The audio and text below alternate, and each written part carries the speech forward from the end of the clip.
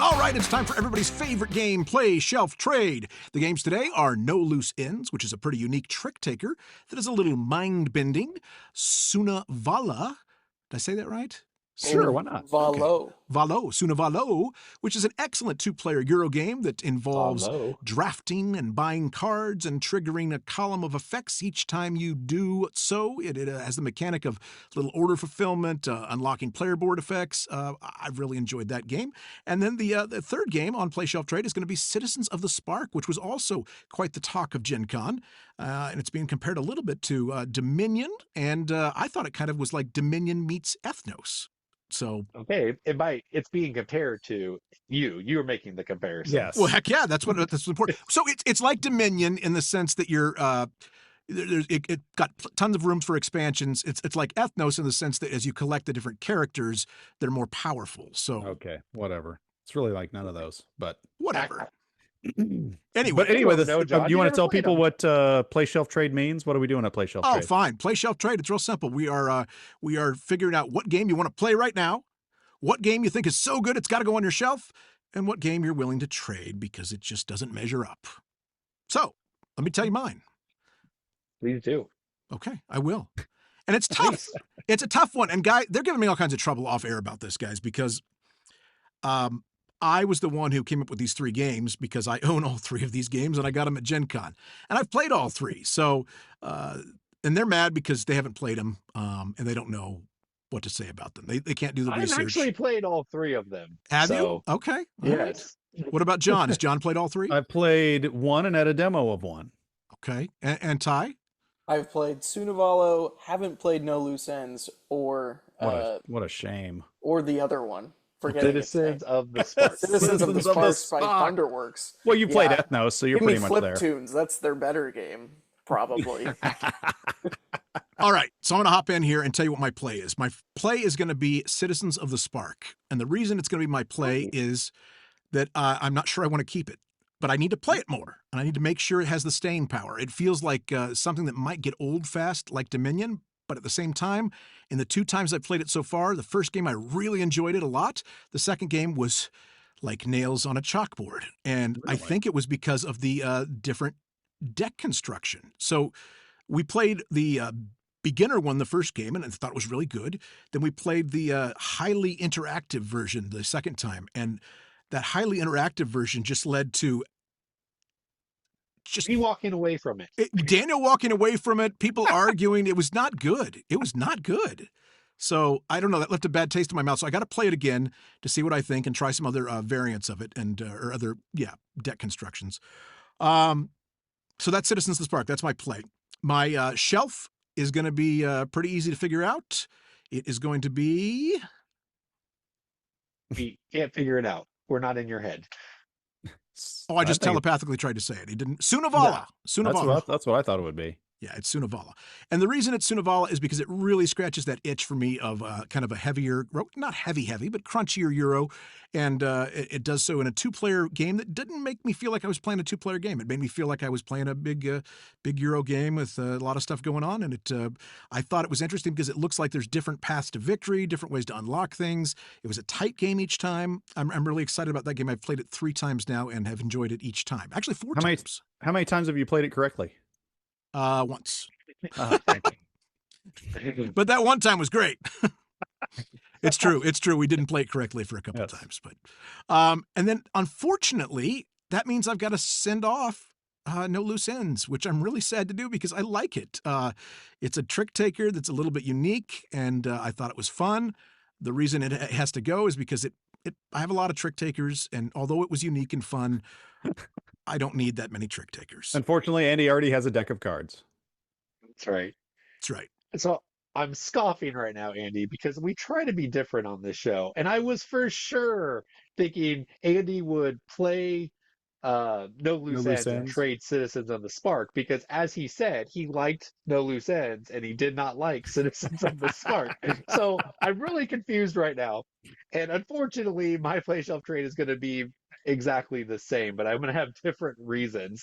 My shelf is Suna Valo, very similar to what Andy said. I initially dismissed this because it was a two-player game, but it was fantastic. It was a heavy Euro and a 45-minute package. Whenever you look at our friend Randy, he really loves Fields of Arle, and it's always been intimidating to me because it's a big old Uwe Rosenberg game, and it's two-player only, and I'm like, man, I feel like it's going to take a lot of time, very overwhelming, and I just been afraid to like play it. But Sunovala It's a really looks good like game that. too. And it was solid and it was good and it did all the thinky things I want to do. So that's my shelf. I actually might end up picking that up. So my play is going to be Citizens of the Spark because, as Andy said, his second play, my first play of it was just a disaster. But I saw through the disaster of what was happening at the table, and I said, that is an interesting game.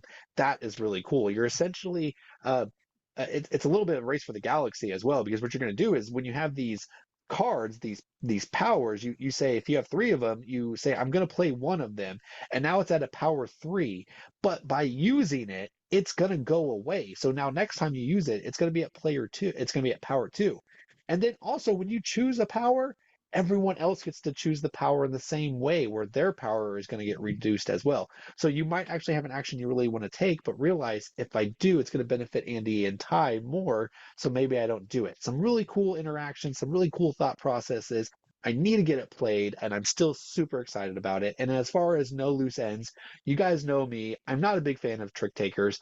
I did enjoy this one, though, but in the confines of this game, it has to be my trade. But I would recommend it if you like trick-taking games because it was really unique. John was hard on it before he started because he's like, you just have to predict what kind of trick you're going to take. Well, or how many tricks you're going to take, but it's beyond that. You actually have to decide which suit or which number you're going to play. And man, it was really crunchy to think about that. And our friend Philip, who we played with us, just destroyed me and Andy. Like that man nailed it. And I was like, I busted every single time. I had too many loose ends. So because of that, it's being traded. All right. Well, thanks, Daniel. You're welcome. Let's go to John and hear what he has to say. Oh, let's do. Well, I'm going to have a unique list compared to you two guys. Oh, but thank goodness. My play is going to be that Suna Valo, Sunny Valley, whatever you want to call it, because it just looks intriguing and the mechanics look solid. It looks like it would be a fun game to play, but it's not going to be one that's going to go on my shelf just because it is a 2-player. It's not going to come out that much. Daniel buys it. I'll go play it with him. That sounds great. That sounds like the perfect idea for Suna Valo. I'll play it with you, Daniel. Yay! Why not me? Why not me, John? You're too far away. Oh my gosh. May as well just go play it with Ty if I'm going to go play with you. Yeah, because 30 minutes and 3 hours are the same. Yes, they are. But my shelf is going to be Citizens of the Spark just because just the demo that I watched of it at Gen Con. This is a me game. This is a John game. This just looks like a blast.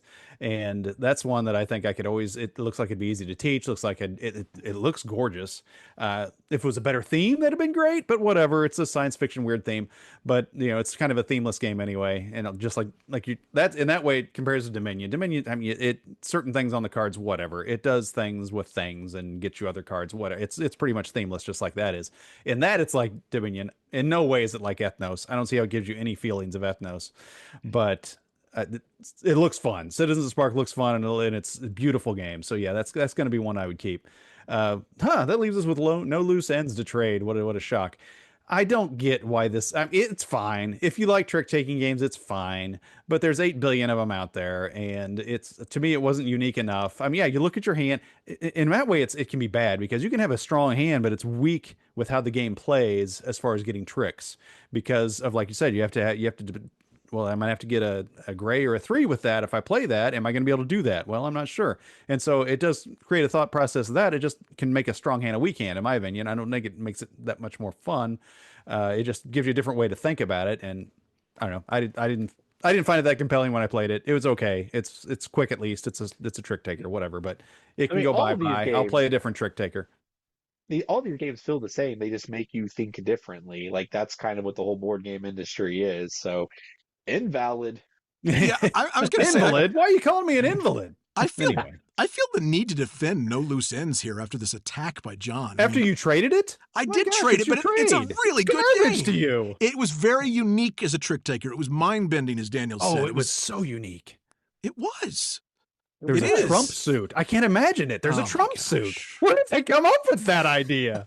A Trump suit. Anyway, Ty, what do you think, buddy? Oh, did Ty already go? No, Ty's got to go. No. Best for last, obviously. Bring it home, Ty. You're winning. I would say that my play, I would go with Citizens of the Spark. It sounds like a unique game, and I think, after listening to Daniel explain it, I think he explained it pretty well. I think I would enjoy that game after playing it maybe a couple times. I didn't buy it at Gen Con because, honestly, I was more focused on Fliptoons coming from the same publisher. So if Fliptoons was good, maybe their other game was good too. So I would say, Citizens of the Spark, definitely going to be my play. Now, this might shock you, but for my shelf, I'm actually going to go with No Loose Ends. The reason for that is because if you know me, you should know that one of my favorite, if not my favorite, board game, card game mechanics is trick taking. I love trick taking, whether it's cooperative or competitive, Skull King to the crew. I love it all. And so when I heard about a more complex trick taking game, I would absolutely love that and keep it on my shelf forever. I can never have too many trick takers on my shelves.